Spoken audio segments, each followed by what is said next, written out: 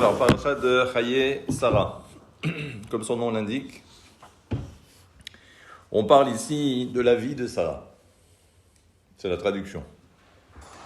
Mais tout en sachant que on ne parle pas du tout de la vie de Sarah, mais on parle de la mort de Sarah et de quelle façon elle a été inhumée par Abraham dans la grotte de Marpella sur le territoire de Hebron. D'accord. Donc c'est assez surprenant ce titre, mais on va voir que nous avons un deuxième exemple qui est similaire, où la dernière paracha du livre de Bereshit, c'est la paracha de Vaïhi. Là, on parle de Yaakov. Et nous savons également que dans cette paracha de Yaakov, on parle de la vie de Jacob. Mais tout en sachant que là aussi, Jacob va mourir et il va être enterré par ses enfants. Donc ils vont faire le déplacement d'Égypte pour arriver en Israël et pour enterrer le troisième patriarche, également dans le caveau des patriarches. Donc la question c'est, pourquoi avoir intitulé ces deux parachiotes, Chaye et Vaïhi, la vie, alors qu'on parle de la mort? C'est parce qu'en fait, nous avons un principe dans lequel il est dit tzadikim bemitatam keroyim chaim, que les tzadikim, les justes, les hommes pieux, les femmes pieuses, sont appelés vivants ou vivantes, même après leur disparition. Et on va voir que même beaucoup plus que cela, c'est qu'ils sont encore plus vivants après que de leur vivant ici-bas. J'expliquerai de ça tout à l'heure. Mais tout d'abord, on va essayer donc de comprendre, dans ces deux parachiotes, donc, et plus particulièrement la paracha de Chaye Sarah, on commence à nous raconter que Sarah a vécu 127 ans. 7 ans, 20 ans, 100 ans. Maintenant, pourquoi est-ce que la Torah a besoin, j'allais dire, de s'appesantir sur le sujet, dénombrer, ça veut dire simplement 127 ans et c'était fini. C'était pas la peine de dire à 7 ans comme à 20 ans et à 20 ans comme à 100 ans et ainsi de suite avec tous les commentaires qui vont avec. Qu'est-ce que ça peut m'apporter de plus? Elle a vécu 127 ans, c'est 127 ans. Qu'est-ce que maintenant tu as besoin d'épiloguer sur le sujet? Une personne, elle a vécu 70 ans, elle a vécu 70 ans. D'accord? On ne voit pas honnêtement quel est l'intérêt. Eh bien, c'est ce qu'on va essayer d'entrevoir ce soir. En fait, c'est ce qu'on va appeler le temps, la vie. Et ça, c'est très, très, très, très, très, très important. Vous allez comprendre.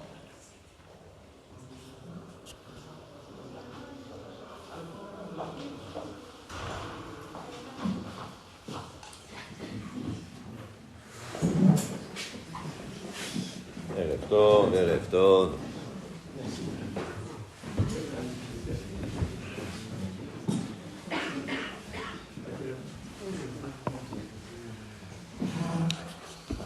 Et nous avons ce premier enseignement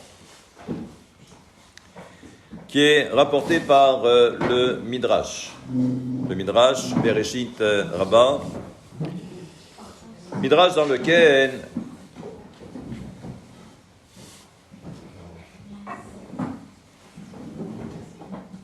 on met en scène Rabbi Akiva. Rabbi Akiva qui n'est plus nécessaire de présenter. Et on nous dit que Hu Yoshev Vedoresh Ve'atzibur Mitnamnem. Et on nous dit qu'il donnait son cours et que l'auditoire s'était endormi. Alors, je ne sais pas si vous imaginez. Rabbi Akiva, qui a eu à peu près 24 000 élèves, qui apparemment est un bon professeur, parce que s'il a eu 24 000 élèves, c'est que forcément, donc il y avait non seulement les connaissances, mais il y avait également l'aspect pédagogique, parce que pour transmettre, pour rendre intéressant le cours et que les élèves soient intéressés, il faut avoir quand même, on va dire, certaines capacités dans ce domaine, ou des aptitudes. Et pourtant, donc, le Midrash nous dit qu'ils dormaient. Alors, qu'est-ce qu'il fait pour les réveiller? Et il leur dit, Mara'ata Esther shetimlo chal sheva ve'esrim u'mea medina. Pour quelle raison la reine Esther a gouverné sur 127 provinces? Et donc il dit, et là, Tavo Esther, Shaita bat bita shel Sarah. Et en fait, ce qu'il faut comprendre, c'est que Esther, la reine Esther, c'est la fille, en fait, dans l'esprit, il faut comprendre, c'est la fille de Sarah. Et Sarah, elle a vécu combien? 127. Elle a vécu 127 ans. Et donc, pour chaque année qu'a vécu Sarah, on a accordé à Esther un royaume, une province. Ce midrash est un peu étrange, parce que honnêtement, on ne voit pas du tout quel est le rapport entre les 127 provinces et les 127 ans de Esther. Quel est le lien? On ne comprend rien. Alors, maintenant, là aussi, il faut comprendre qu'on parle ici de Rabbi Akiva. Si c'était pour réveiller les gens, pour les stimuler, pour leur dire « Ah, qu'est-ce qui se passe? C'est quoi cette histoire? 127, 127 ?» Bon, on aurait pu croire que c'est cela. Mais on parle ici de Rabbi Akiva. Donc, forcément, il va falloir trouver un lien. Et donc, c'est pourquoi les Chachamim qui vont suivre, que ce soit dans le Talmud et bien après, vont essayer de comprendre cette analogie entre les 127 et 127. 127 provinces et les 127 ans de Sarah. Maintenant, ce que la Torah va essayer de mettre ici en évidence, c'est que nous avons Sarah. Et si la Torah nous dit, comme je l'ai dit au début, que l'on parle de Sarah, comme si en fin de compte, Sarah était toujours vivante. On ne parle pas de la mort de Sarah. Pourtant, elle a été inhumée. D'accord? On assiste à son inhumation. Et pourtant, on ne parle que de la vie de Sarah, comme si Sarah était toujours vivante. Ce que je dis généralement, c'est que Sarah représente l'archétype de la femme juive, c'est-à-dire le modèle. Un modèle est impérissable, il est éternel. Et donc, c'est pourquoi il suffit simplement de voir quel était le comportement de Sarah pour savoir comment on doit se comporter en tant que mère, mais également en tant qu'épouse. Et donc, c'est pourquoi, encore une fois, c'est un exemple. Et un exemple, il est toujours vivant. Mais plus que cela encore, c'est que on a du mal à imaginer. Alors, même si on connaît l'histoire de Esther, Esther Amalka, la nièce de Mordechai, l'histoire de Purim, elle va sauver le peuple d'Israël. Très bien. Donc, on pourrait dire que Esther a un mérite.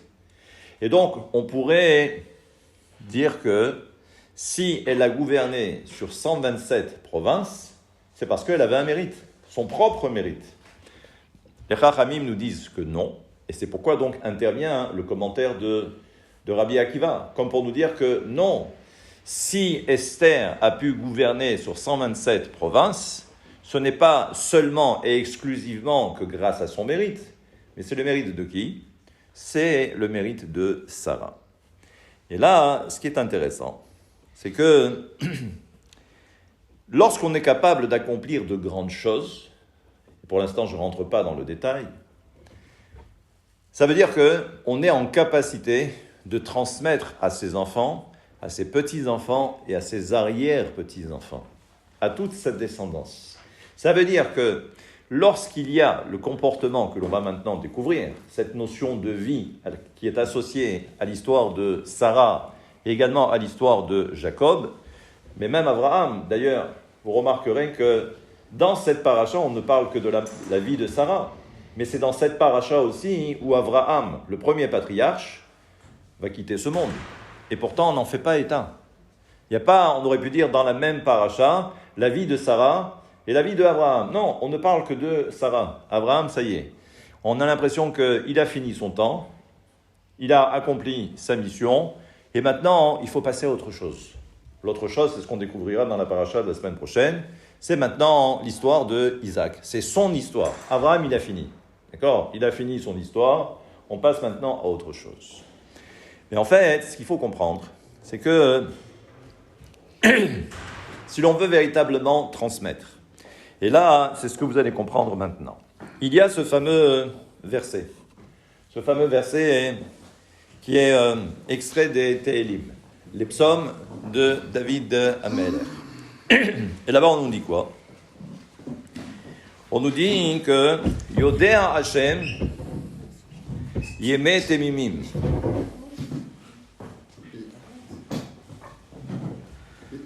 Venachalatam Leolam Tiye. Traduction. Ce verset est extrait également d'un autre Midrash, toujours Midrash Rabbah Bereshit. Donc le Midrash se base sur ce verset dans lequel il est dit Yodea Hashem, Dieu sait, ou Dieu connaît. Yeme Temimim, les jours de ceux qui sont Tamim. Terme qu'on a déjà entrevu les cours précédents. On a dit qu'on parle ici de ces personnes qui sont intègres. Donc je reprends. Yodea Hashem, Dieu connaît, Yeme Temimim, les jours de ceux qui sont intègres, Venachalatam, et leur héritage, Leolam Tiye. Leur héritage demeurera à tout jamais. On comprend qu'il se passe quelque chose.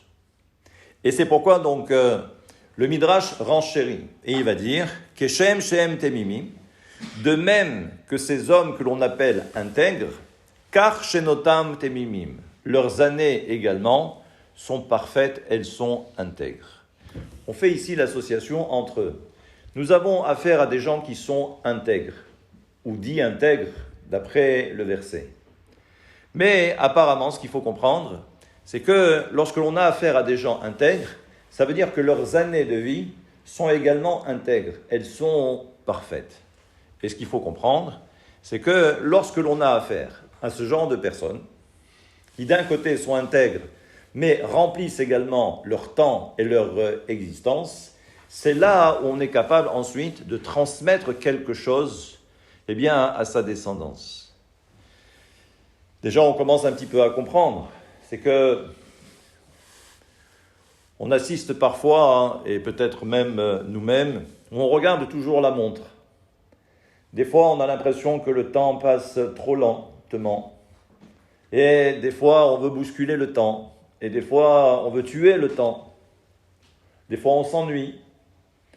Et donc, on comprend que cette notion de temps est liée, intrinsèquement, à la valeur spirituelle de la personne. Autrement dit, on serait tenté de dire que comment tu remplis ton temps et comment je pourrais ensuite dire qui tu es. Et c'est ça le plus important. Et donc, on comprend ici, regardez. Achen, mishemitkayem boreshito shel hamikra, veo michla latmimim. Et là, on comprend maintenant. Mishle, les proverbes de Salomon, où il est dit, mit'aler betumo tzadik, que le tzadik, il avance, naïvement. Qu'est-ce que ça veut dire naïvement? Ça veut dire que d'un côté, nous avons celui qu'on appelle le tzaddik, l'homme pieux, l'homme intègre, et d'un autre côté, on l'affuble de tam, c'est-à-dire il est naïf, il ne se pose pas de questions. Mais en réalité, la grandeur du tzaddik, c'est qu'il ne se pose pas de questions. Quand il s'agit d'avancer, et quand on dit avancer, ça veut dire qu'on est là pour respecter la volonté de Dieu. J'avance en fonction de la volonté divine. Mais à aucun moment je me pose de questions. On parle ici du tzaddik, pas n'importe quel tzaddik. On parle celui qui a la connaissance, mais il n'agit pas en fonction de sa connaissance ou de ses connaissances, mais il agit parce que Dieu lui a demandé de le faire. Contrairement à nous, où chaque fois, avant d'accomplir quelque chose, on se pose toujours la même question, pourquoi? Comme la plupart des gens disent, je ne fais que si je comprends. Alors que le tzaddik, par définition, non seulement il comprend, il connaît, mais même lorsqu'il va agir, il va respecter la volonté de Dieu, non pas en fonction de ses connaissances, mais simplement parce que Dieu lui a demandé. C'est ça celui qu'on va appeler naïf. Parce qu'on a l'impression qu'il ne raisonne pas, il ne réfléchit pas. Non, bien au contraire. Mais au moment de l'action, il n'y a pas de connaissance. Et là, on comprend. Ashrei banav acharav. Ceux qui ont eu la chance d'avoir de tels parents, Ashrei banav, heureux les enfants, acharav, après eux. Et on comprend encore une fois qu'il y a une transmission. Toute la question c'est, mais de quelle façon la transmission peut-elle s'opérer? Et comment est-ce qu'on peut être sûr et certain que, même après notre disparition et à 120 ans le plus tard possible, comment est-ce que l'on peut être sûr qu'on va laisser quelque chose, un héritage? Je ne parle pas d'un héritage financier, mais un héritage où on est sûr que ce que l'on a accompli, eh bien, va perdurer au fil du temps. Et donc, on comprend que c'est certainement ça l'enjeu. On ne devient pas Sarah Imenu, la première matriarche. La Torah ne parle pas de Sarah en disant qu'elle est vivante et qu'elle est toujours là alors qu'on sait qu'elle est morte. Donc, ça veut dire que, à un moment donné, ça veut dire qu'elle a fait quelque chose de particulier. Elle a fait quelque chose de particulier, comme Abraham a fait quelque chose de particulier, et ils sont toujours là, ils sont toujours présents. Alors on commence maintenant à comprendre.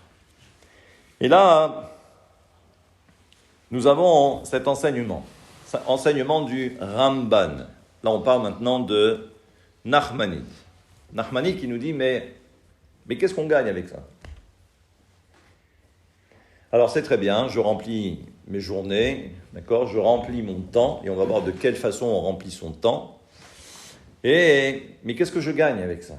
Comparativement à quelqu'un qui, au contraire, il regarde toujours la montre parce qu'il se dit, mais le temps ne passe pas. Comment je peux essayer de ne pas trop m'ennuyer dans la vie, dans mon existence? J'ai terminé ma journée de boulot, qu'est-ce que je fais maintenant? J'ai terminé à 18h. Quand on est fonctionnaire, c'est à 14h. Et on se dit, bon maintenant, à partir de 14h, qu'est-ce que je vais faire? Je fais quoi maintenant? Hein?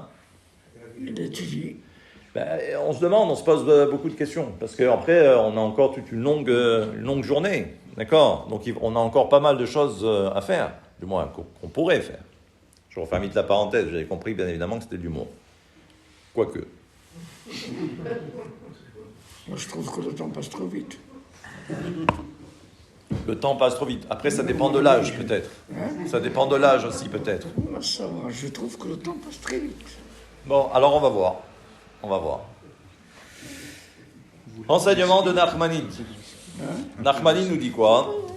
Il nous dit qui est d'Artiv Leman Asher Yetzaveh.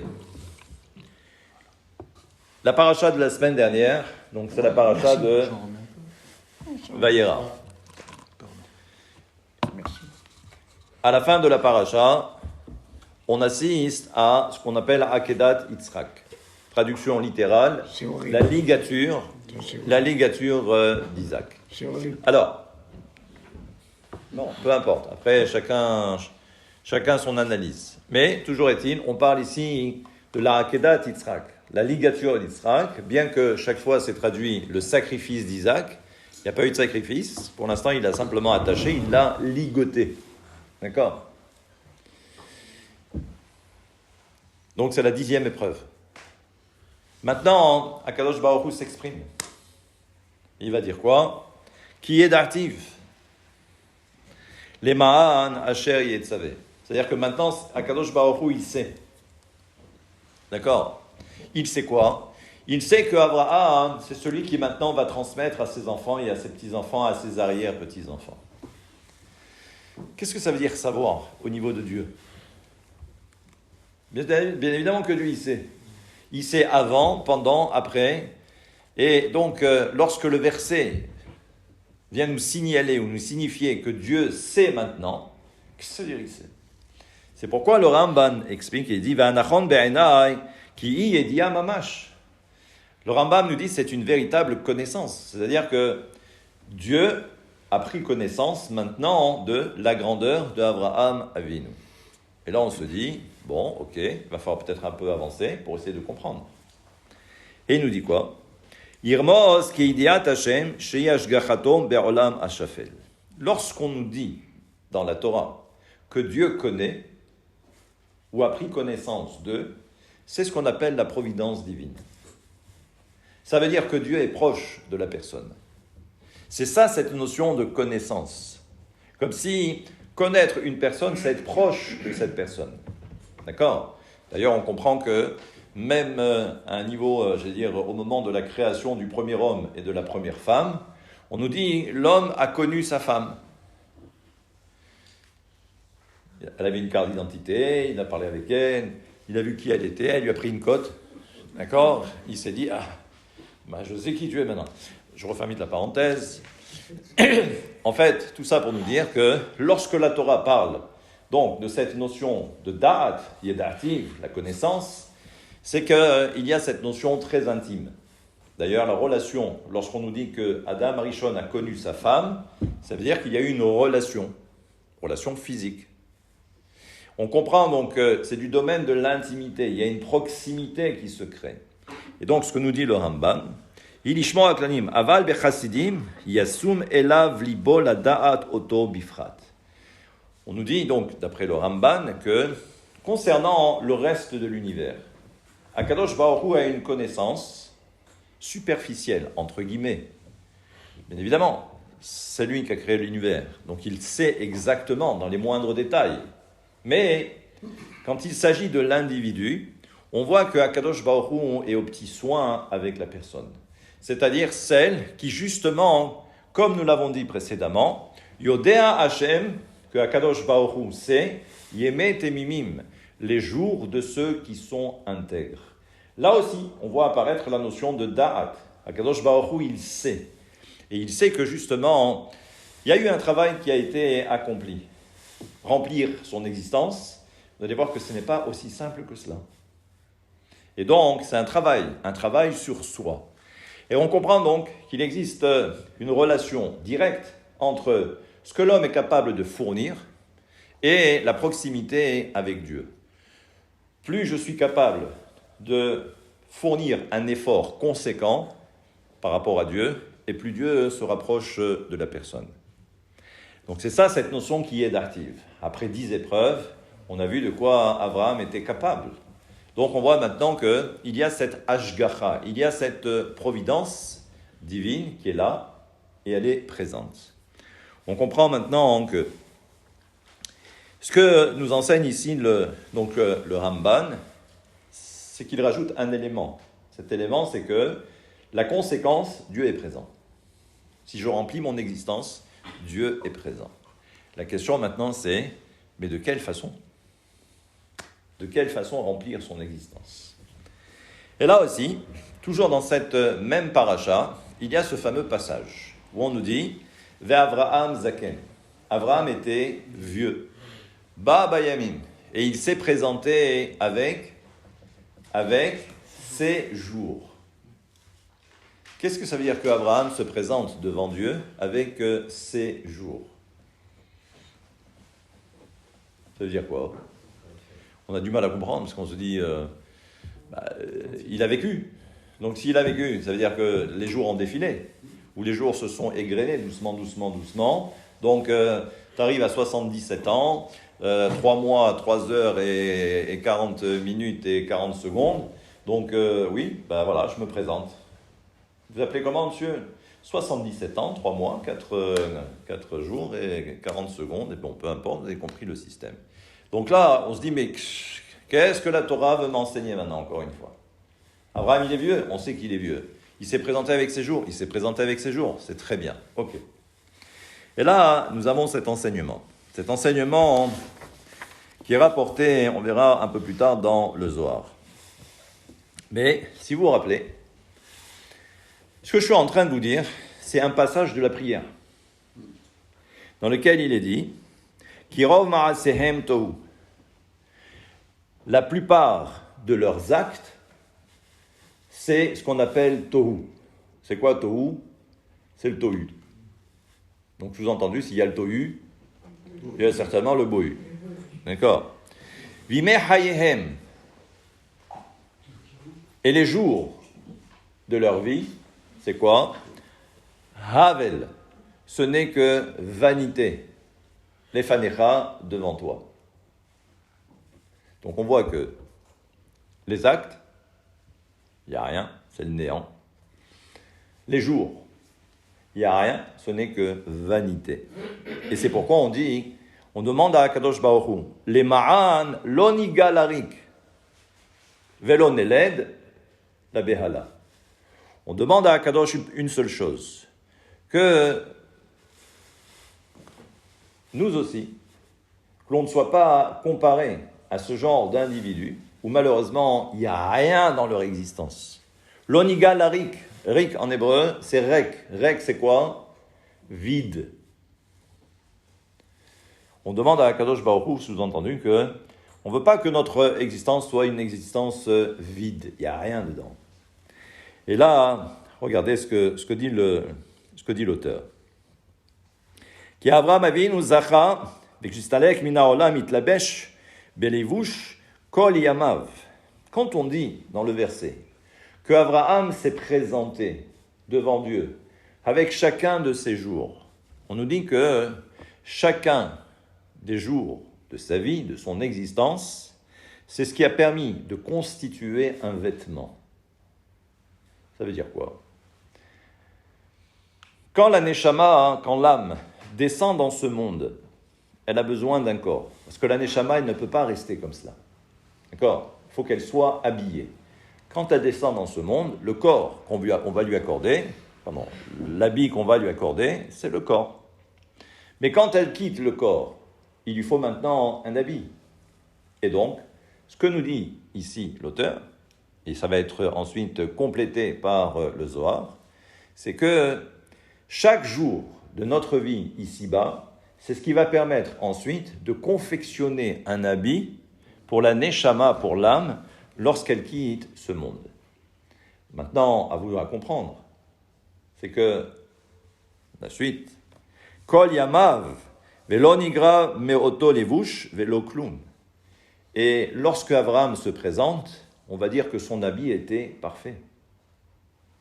Il ne manquait pas quelque chose, un début de manche, ou la moitié d'une manche, et ainsi de suite. Ça veut dire que l'habit de Abraham était complet. Et là, regardez. Je vais faire maintenant une petite parenthèse, mais une petite parenthèse qui va être un peu longue.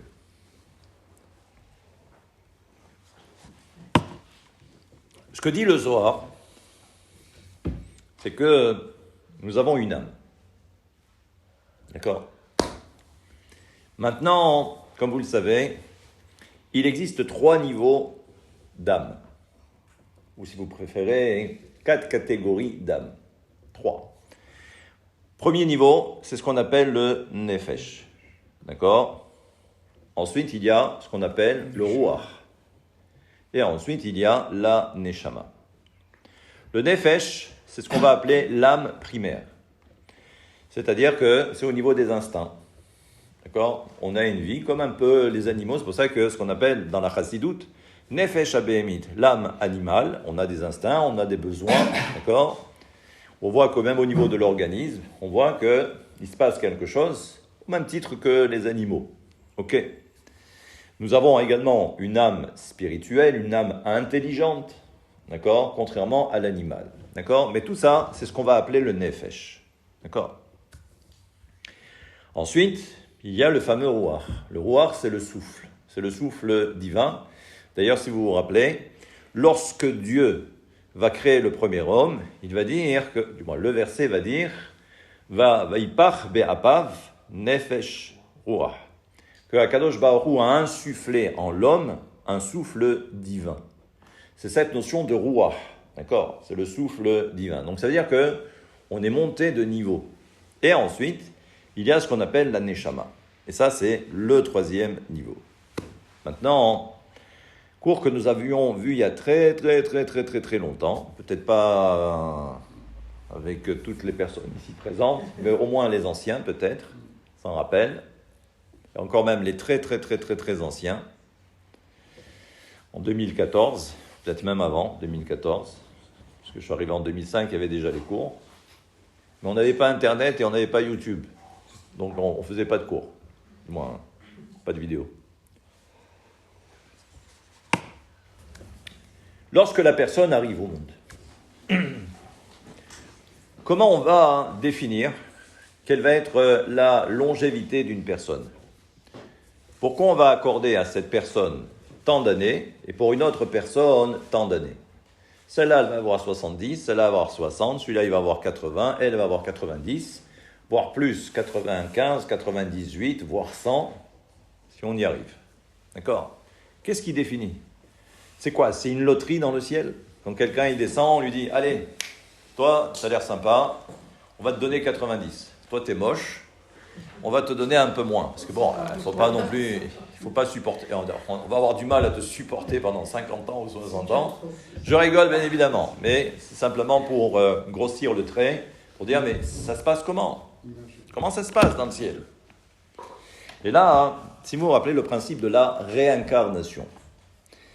Si nous sommes là, c'est que nous sommes tous des réincarnés. Je ne veux pas dire des incarnés, mais des réincarnés, parce que ce n'est pas la première fois qu'on est venu. Mais le problème, c'est que si on est revenu, c'est que forcément, on n'a pas terminé notre travail. Parce qu'il y a un travail à accomplir. Chaque individu doit être capable de parfaire son âme. En mystique, quand on dit parfaire son âme, c'est être capable d'associer les 3 niveaux d'âme. Nefesh, Ruach et Neshama. Alors, n'essayez pas de comprendre, mais toujours est-il, c'est que nous, à notre niveau, on n'a pas encore réussi à parfaire son Nefesh, l'âme primaire. Et je vais expliquer après pourquoi. Mais toujours est-il, voilà, ça c'est le programme. Ok? Maintenant, on va dire que pour le Nefesh, eh bien, on a une mission à accomplir. Ok? Maintenant, cette mission, elle peut s'étaler sur plusieurs réincarnations. Imaginez que le travail, c'est parfaire le Nefesh. La première fois, j'arrive. C'est la première fois que j'arrive au monde. Ok? J'ai terminé mon premier cycle et dans le ciel, on s'aperçoit que je n'ai réussi à parfaire que 8%. 8%. Donc il manque 92%. Moralité, ça veut dire qu'il va falloir revenir. Ça veut dire que maintenant, eh bien, on va remettre entre guillemets les compteurs à zéro. Et ça veut dire que l'âme qui va arriver, elle va avoir en potentiel la possibilité eh bien, de parfaire les 92% qui lui manquent.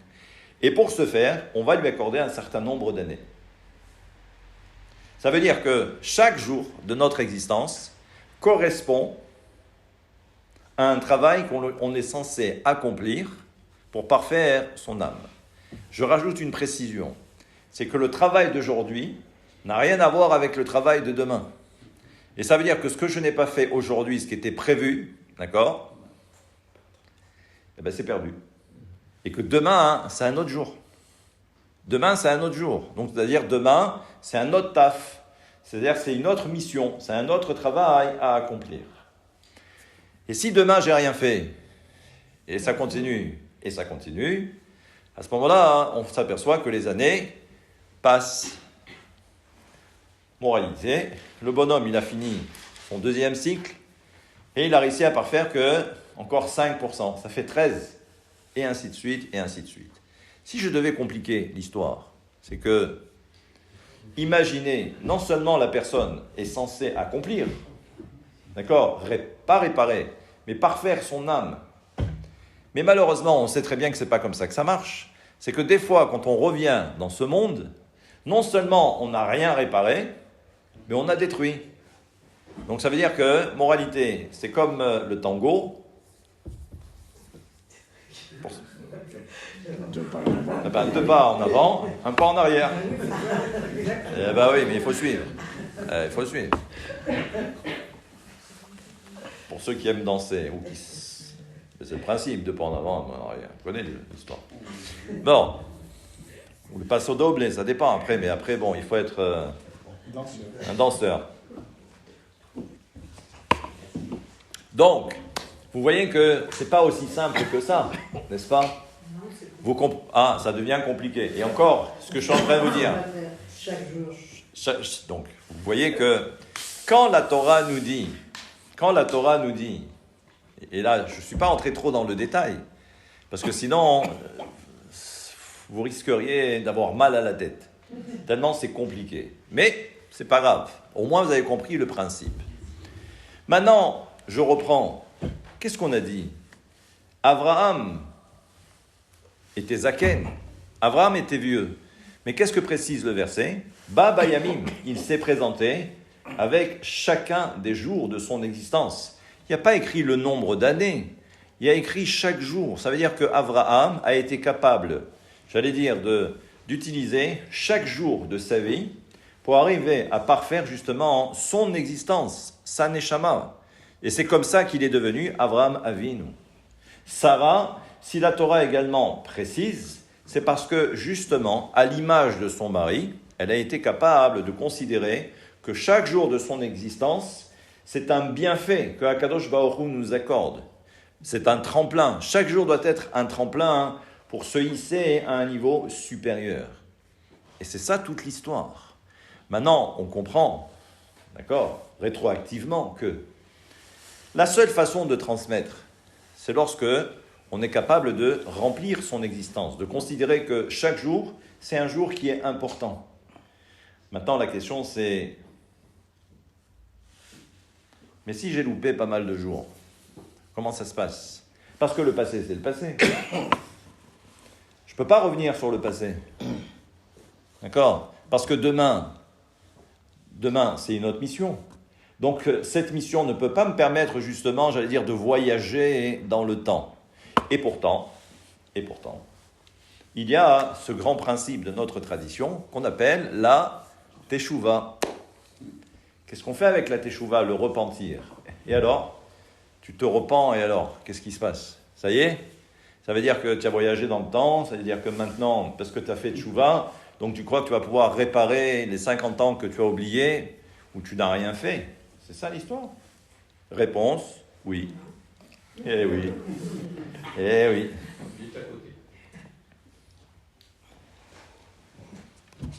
Maintenant, nous avons cette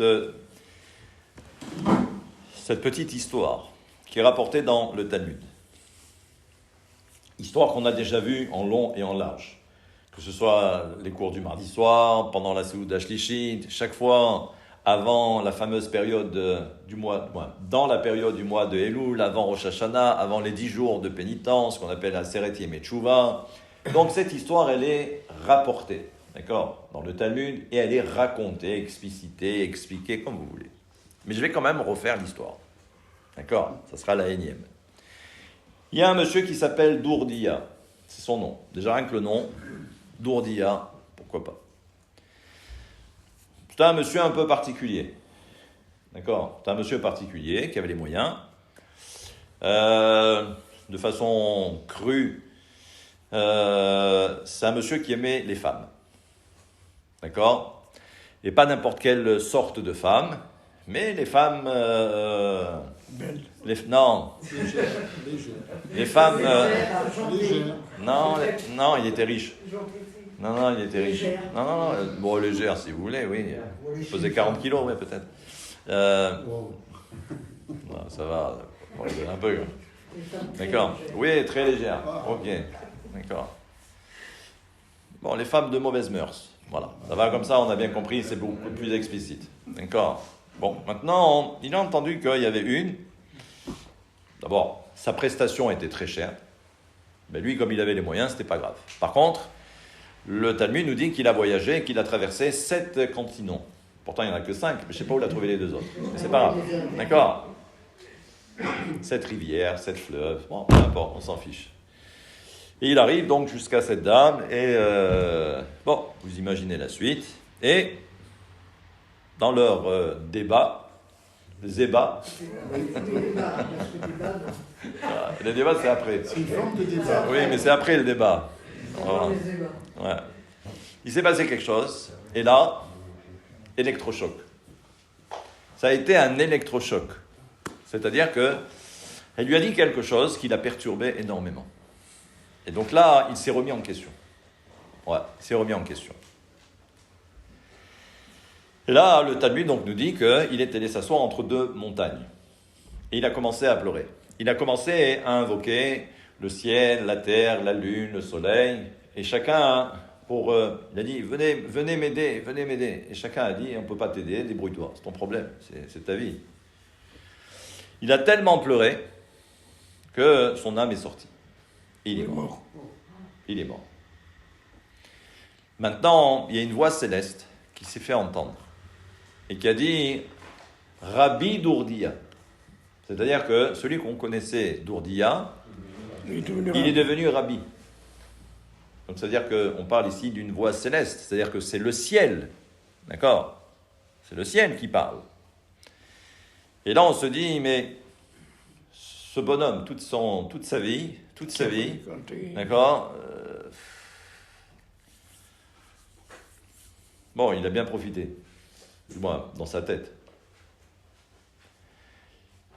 Et le Talmud nous dit que notre Rabbi, celui qu'on appelle Rabbi Yehuda Hanassi, l'auteur de la Mishnah, celui qui a compilé tous les enseignements, d'accord, la loi orale, on nous dit que Rabbi, à ce moment-là, a pleuré. Quand il a entendu cette histoire, que le ciel s'est prononcé concernant cet individu en disant que Rabbi, alors que toute sa vie, c'était une vie déplorable, d'accord, détestable, il a pleuré. Toute la question, c'est de savoir, mais pourquoi il a pleuré ? Pourquoi il a pleuré ?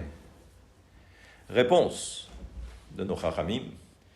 Si Rabbi a pleuré, c'est qu'il a compris que une heure passée dans ce monde, ça suffit pour faire une grande teshuva. C'est-à-dire que ce bonhomme, toute son existence, il n'y avait rien, et parce que pour une heure de temps, où vraiment il a fait une très grande teshuva, tout a été pardonné. Tout a été pardonné, et non seulement tout a été pardonné, mais on lui a également donné le titre de Rabbi. Et donc il dit quoi ? Il y en a qui triment toute leur vie, d'accord ? Et c'est pas sûr que dans le ciel, on va dire que celui-là, il mérite le titre de Rabbi ou pas Rabbi.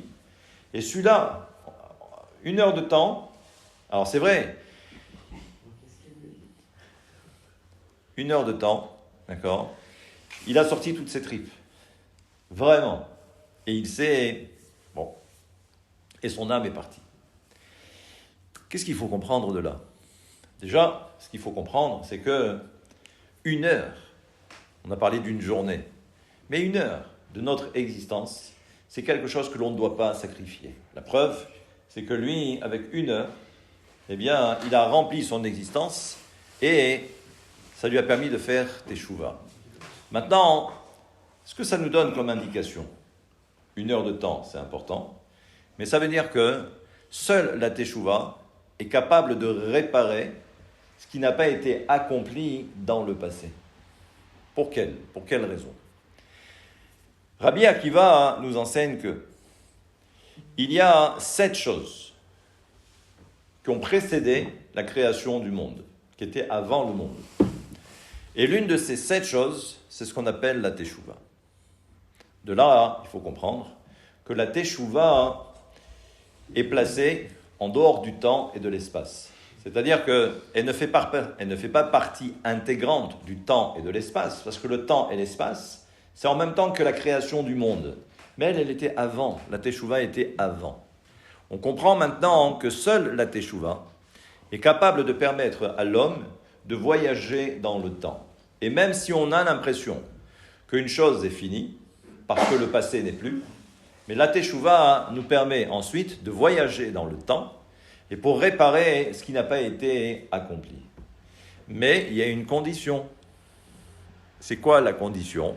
Pour que justement cette teshuva puisse, permettre cette réparation, c'est lorsqu'on est capable, nous, hommes et femmes, si on est capable de se dépasser.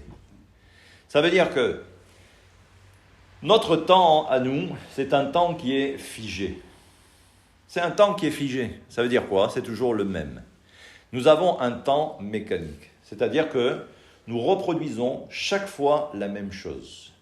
Et même si on a l'impression de bien faire, en fait, il n'en est rien, parce que c'est toujours la même chose. Pour que vous compreniez un peu mieux. L'histoire de Rabbi Akiva, dans ce fameux Midrash, où on nous dit que Rabbi Akiva enseignait. il était à la yeshiva, il était en train de donner son cours, et tout le monde dormait. Mais si on réfléchit un peu, on se dit, mais comment les élèves, devant Rabbi Akiva, devant la stature de Rabbi Akiva, tout le monde dormait? Qu'est-ce qu'ils avaient? On leur a donné un somnifère avant d'entrer au cours? Comment ça se passe? On n'a pas compris. Il faisait peut-être trop chaud, ils étaient tous emmitouflés. On ne comprend pas. En fait, ce que le Midrash veut nous enseigner, c'est que tout le monde dormait. Ça ne veut pas dire qu'ils dormaient avec les yeux fermés, mais ça veut dire que leur façon de faire, même dans l'étude, c'est qu'en fait, ils dormaient. C'est-à-dire qu'il n'y a pas de vie. C'est-à-dire qu'on a en quelque sorte endormi même notre existence. Et c'est pourquoi Rabbi Akiva va essayer de les réveiller. Il va leur dire, l'histoire de Esther et l'histoire de Sarah, on pourrait croire qu'il n'y ait aucun lien. Mais oui, il y a un lien. C'est que si Sarah a été capable de transmettre son mérite à travers celle qui deviendra plus tard, eh bien, Esther, c'est parce que justement, elle a été capable de se dépasser. Ce n'est que lorsqu'on est capable de se dépasser qu'on est capable ensuite de transmettre. Et c'est pourquoi nos parents, même s'ils ne sont plus, mais ils ont été capables de transmettre et ils se sont donnés corps et âme pour qu'on ne manque de rien. Alors à ce moment-là, c'est pourquoi, comme dans l'histoire de Sarah, qui est toujours là et elle est toujours vivante, c'est parce qu'elle voyage dans le temps, comme si elle était placée au-dessus de cette dimension. Et là, on comprend maintenant que c'est ça le principe de la Teshuvah. Et on comprend donc maintenant que remplir son temps, c'est pas simplement remplir son temps. On peut étudier 10 heures à la yeshiva et s'apercevoir qu'en fin de compte, il n'y a rien. Il n'y a rien, parce que c'est toujours pareil. C'est la même routine. C'est-à-dire que les heures défilent, mais en fin de compte, il n'y a pas d'âme. Il n'y a pas d'âme. C'est-à-dire que ça devient, c'est-à-dire monotone. Dès l'instant où ça devient monotone, le problème c'est que on ne se dépasse plus. On n'est plus capable de se faire du mal intérieurement. D'ailleurs, la teshuva, c'est que si ça vous fait du mal lorsque vous allez faire quelque chose, c'est que vous êtes sur la bonne voie. Si vous apercevez que c'est toujours pareil et qu'il n'y a rien à l'intérieur, il ne se passe rien, d'accord? Alors ça veut dire que ce n'est pas une teshuva. Ou ça veut dire que la teshuva qui était la vôtre il y a quelques années, alors oui, peut-être il y a quelques années, ça vous a fait du mal parce que c'était nouveau et c'était un peu compliqué. Mais comme on est rentré justement dans cette routine, dans cette mécanique, aujourd'hui, on s'aperçoit qu'il n'y a plus rien, c'est toujours pareil. Donc on comprend que l'histoire du temps, c'est que chaque jour, c'est un tremplin. Un tremplin, et rappelez-vous l'image que les Chachamim donnent, c'est que, quand je vous ai dit tout à l'heure, nous avons l'âme primaire, qu'on appelle le Nefesh. Et je vous ai dit que tous ici, on est encore dans le Nefesh. On n'est pas au roi, on n'est pas à la Neshama, d'accord? On ne va pas avoir cette prétention. C'est vraiment l'âme primaire. Et vous allez comprendre que l'âme primaire, ça fait partie, du domaine des forces du mal. Quand je dis les forces du mal, c'est le Yetzer Hara. Ça, c'est son domaine, d'accord? C'est comme si c'est comme si on était, dans son domaine à lui, d'accord? C'est dans sa cour de récréation, d'accord? Il joue avec nous. Le Yetzer Hara, il joue avec nous. Pourquoi? Parce que c'est son domaine. Pour bien comprendre comment réussir à s'en sortir, rappelez-vous l'image qu'on avait déjà donnée il y a très très très longtemps. C'est la plus belle image que l'on puisse trouver. Et rappelez-vous-en jusqu'à 120 ans. Rappelez-vous qu'il y a la Terre. Il y a ce qu'on appelle la force d'attraction. D'accord? Vous jetez quelque chose, ça retombe. Ok? Maintenant, pour qu'une fusée puisse décoller, et imaginez que la fusée, c'est vous. Mais pour qu'elle puisse décoller, il faut que la puissance, d'accord, de la fusée soit beaucoup plus forte que la force d'attraction. Sinon, la fusée ne pourra jamais décoller. Donc vous imaginez que chaque fois que l'on va réussir, du moins, on essaye, on veut faire tchouva, d'accord? Ça part d'un bon sentiment, on veut bien faire. Et donc on se dit, voilà, on va tout mettre en œuvre. Et on commence un petit peu à décoller, et tlac, boum. On est attiré vers le bas. Et c'est comme ça pour tout le monde. Et on a du mal. D'accord? Mais alors on comprend que la seule façon, c'est si on est capable de se dépasser. Dépasser, c'est apporter une force supplémentaire. Et s'il n'y a pas cette force supplémentaire pour décoller, eh ben on restera toujours par terre, du moins sur terre. Et là, on comprendra que le Yetzirah, encore une fois, il aura raison, il aura gagné. Eh bien, remplir ces jours, c'est comprendre que chaque jour est un jour qui est synonyme, c'est un tremplin. Et ça veut dire qu'il faut se hisser à un niveau supérieur. Mais qui dit se hisser à un niveau supérieur, automatiquement, ça veut dire qu'il faut donner une force nouvelle, une nouvelle impulsion. S'il n'y a pas cette nouvelle impulsion, eh bien, malheureusement, tous nos jours se ressembleront. Et ça veut dire que quand on va se présenter devant le bon Dieu à 120 ans, eh ben, notre Neshama, elle sera totalement nue. Parce que chaque jour, normalement, aurait dû apporter un petit quelque chose en plus, confectionner un petit bout d'étoffe. Et malheureusement, on n'a pas été capable. Donc la Neshama, elle va se retrouver toute nue. Et qu'est-ce que Dieu va lui dire ? Allez, retour à la case départ. Et là, on repart pour encore un nouveau cycle de réincarnation avec toutes... Les héritages. Avec toutes les tribulations et avec tout ce qu'on a connu, et la souffrance et les épreuves. Et donc, vous voyez que cette paracha, Chaye Sarah, la vie de Sarah, pour être toujours vivant, eh ben, il faut être capable de se dépasser. Et remplir, comment tu as dit ?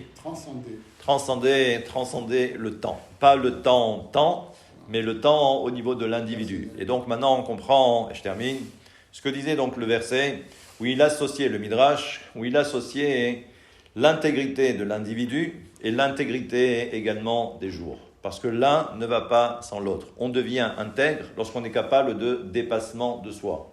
Sinon, il n'y aura rien. Et on ne peut pas avancer. Voilà, c'est quelques enseignements. Ça va ? Bon. Avec ça, normalement, si vous mettez tout ça en œuvre, tout, et je m'inclus également, eh ben, normalement, on devrait atteindre des sommets. Si Dieu veut, Bezrat Hashem.